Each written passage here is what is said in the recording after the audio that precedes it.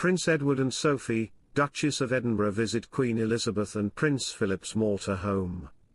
Prince Edward and Sophie, the Duchess of Edinburgh, are following in Queen Elizabeth and Prince Philip's footsteps in Malta.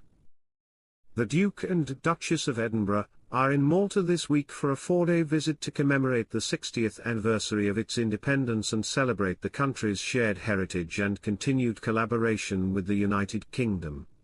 Prince Edward's parents, the late Queen and Prince Philip, lived in Malta as newlyweds while Philip served with the Royal Navy's Mediterranean Fleet, and he and his wife returned to their former home on October 9.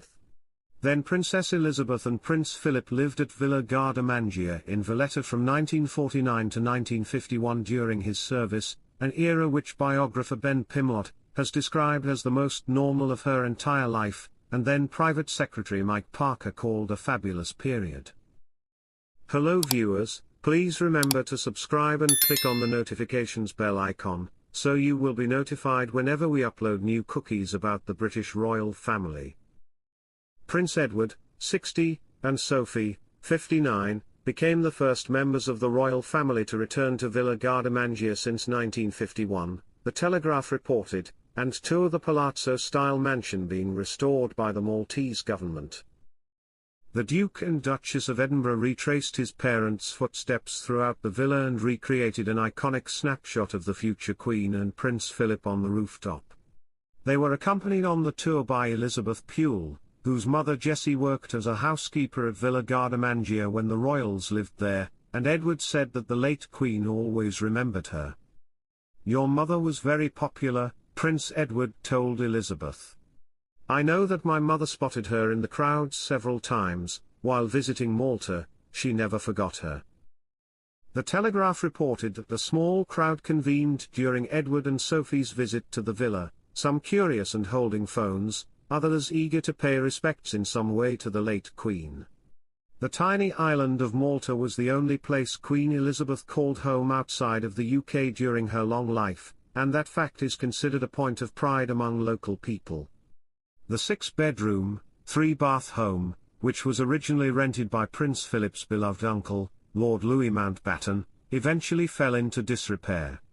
It was bought by the government of Malta, and entrusted to Heritage Malta in 2020 for a major renovation costing over an estimated $10 million.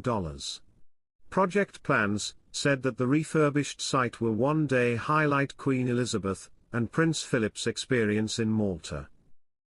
In the 2012 biography The Queen, Pimlott writes that Malta was a haven of comparative privacy and freedom from official duties for the future Queen Elizabeth.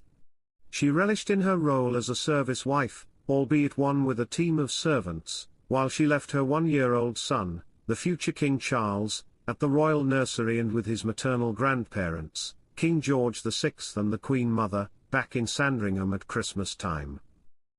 Then Princess Elizabeth, who was then styled as the Duchess of Edinburgh, as Sophie is known today, announced she was pregnant with Princess Anne there in April 1950 and returned home to Clarence House in London in order to give birth in August of that year.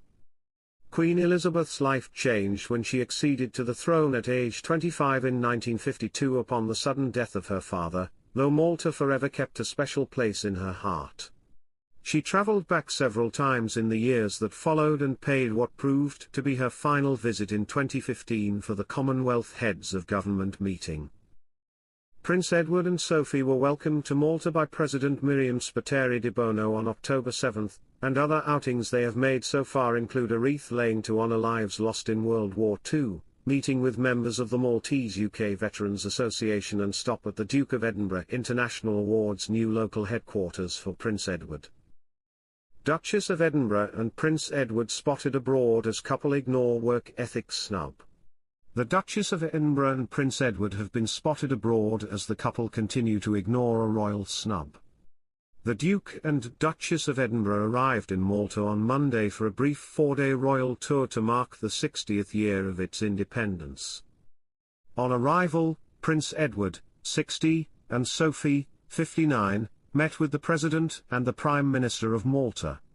The royal couple later attended a Commonwealth reception at Whitehall Mansions, the residence of the British High Commissioner in Tax Bex, where they met local dignitaries and Commonwealth Points of Light Award winners and young leaders. Today, the Duke and Duchess officially opened the Submariner's Walkway in Valletta on the second day of their royal tour. This royal tour comes shortly after Lady Pamela Hicks, a lady-in-waiting to Queen Elizabeth II, appeared to snub Prince Edward and Sophie's work ethic. India Hicks, Lady Pamela's daughter, claimed her mother is a strong proponent of a modernized monarchy. Hicks told Marie Claire, "My mother thinks that it is modernizing in a way that it should, and she absolutely believes in the thinning down of the royal family and making it this core hard-working foursome." The 57-year-old was referring to King Charles III, Queen Camilla and the Prince and Princess of Wales as the hard-working foursome. In so doing, Hicks omitted the Duke and Duchess of Edinburgh, two of the hardest-working members of the royal family.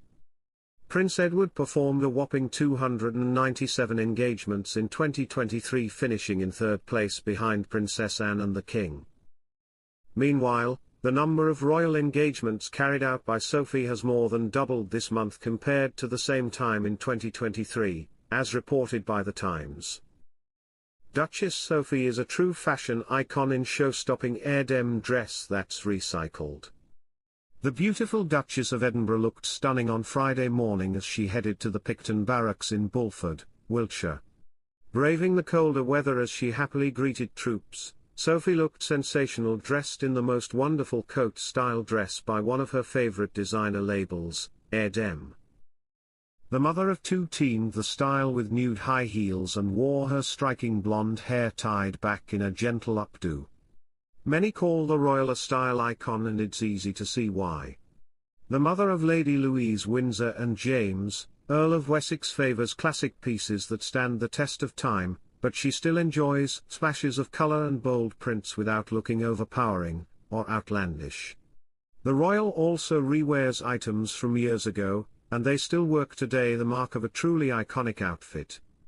The 59-year-old joined the royal family at church on Christmas Day in 2017 and stole the show in her Eden floral number.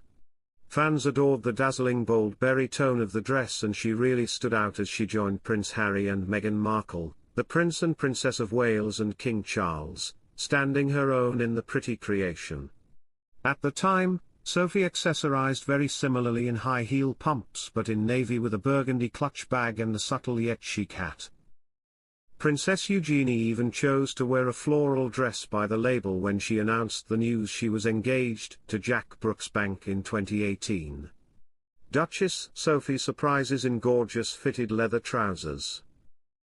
Thanks for watching. Please don't forget to like this video and drop comments, and most importantly don't forget to subscribe and hit the notification bell so you don't miss anything.